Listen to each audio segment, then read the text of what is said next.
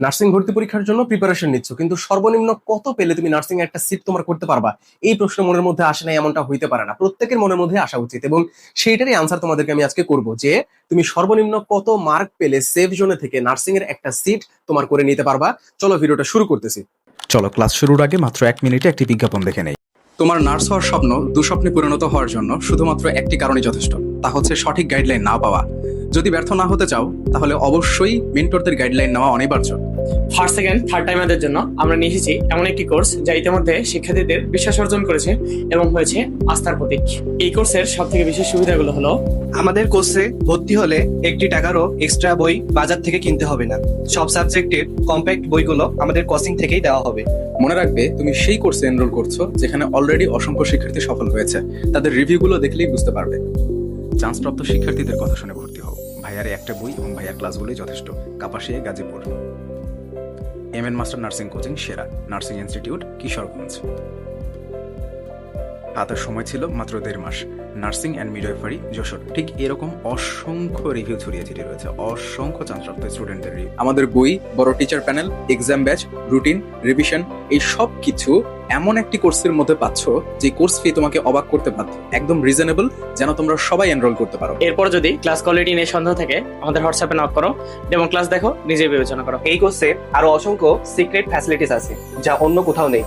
বিস্তারিত জানতে আমাদের হোয়াটসঅ্যাপে নক করো, আমাদের কোর্স সম্পর্কে সেখানে বিস্তারিত জানানো হবে। আবারও বলি, মনে রেখো, এই কোর্সে ভর্তি হলে পরবর্তীতে প্রিপারেশনের জন্য এক্সট্রা একটি টাকাও খরচ করতে হবে না।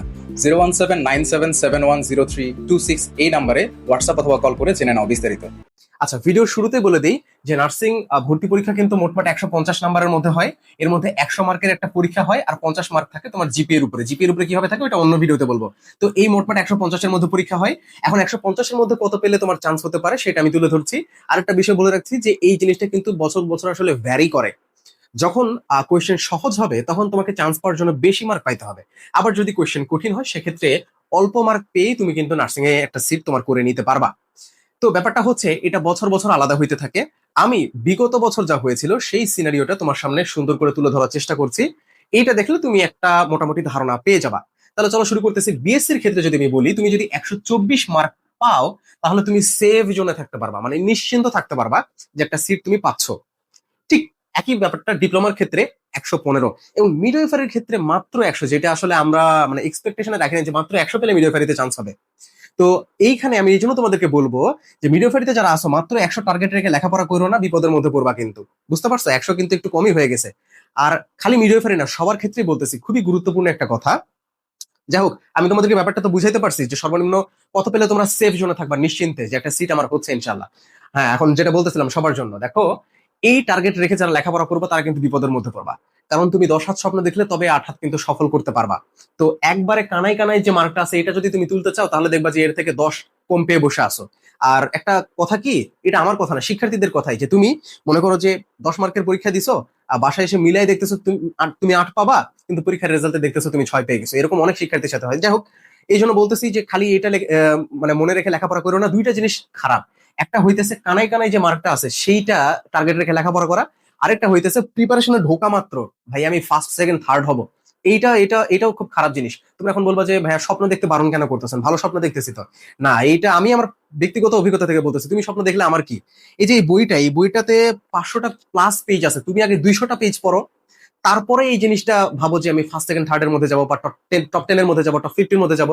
কারণ কি, যারা ওই বিশাল বড় বড় স্বপ্ন শুরুতে দেখে তারা কোয়েশ্চেন সলভ করতে গেলে দুই একটা জিনিস যখন পারে না, অন্যরা পারতেছে সে পারতেছে না, এটাতে হীনমন্যতে ভোগে, টেনশনে ভোগে। তো এই টেনশনটা তোমার নেওয়ার কি দরকার? তুমি আগে মোটামুটি 30% প্রিপারেশন কমপ্লিট করো, তারপর ফার্স্ট সেকেন্ড থার্ড এর স্বপ্ন দেখো। যাই হোক, এটা নিয়ে অনেক কথাবার্তা অনেকে আমাকে বলছে যে স্বপ্ন দেখতে বারণ কেন করেন।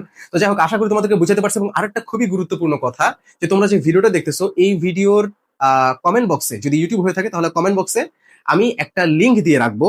সেই লিঙ্কে ক্লিক করে তুমি আমাদের একটা ফ্রি গ্রুপে জয়েন হয়ে নিতে পারবা। সেখানে সর্বোচ্চ 6000 শিক্ষার্থী কিন্তু জয়েন হইতে পারবে এবং এটা আমাদের ফ্রি গ্রুপ, যেখানে আমরা প্রতিদিন ক্লাস নিচ্ছি। এবং ওইখানে যারা ভালো পারফর্ম করতেছে আমাদের 3 পার্টের বই সেখানে ফ্রি দিচ্ছি। ইভেন ওইখানে ফ্রি ক্লাস থেকে শুরু করে, এটা ফেসবুকের অনেক পেইড ব্যাচের থেকেও ভালো হবে ইনশাল্লাহ। এখানে ফ্রি ক্লাস থেকে শুরু করে যত ধরনের নির্দেশনা, গাইডলাইন, ফ্রি গাইডলাইন থেকে শুরু করে যত নিউজ আপডেট সবকিছু এক গ্রুপে পেয়ে যাবা। সো কমেন্ট বক্সে যে হোয়াটসঅ্যাপের লিঙ্কটা দেখতে পারতেছো, এই লিঙ্কে ক্লিক করে আমাদের গ্রুপে অ্যাড হয়ে নাও। এটা তোমার জন্য অনেক ভালো হবে, অনেক সময় বেঁচে যাবে, ফেসবুকে সারাদিন স্ক্রলিং করার কোনো প্রয়োজন পড়বে না। ধন্যবাদ সবাইকে। আর কোনো প্রশ্ন থাকলে অবশ্যই আমাদেরকে কমেন্ট বক্সে জানায় রাখবা, আমরা সেগুলোর উত্তর করে দিব ইনশাআল্লাহ।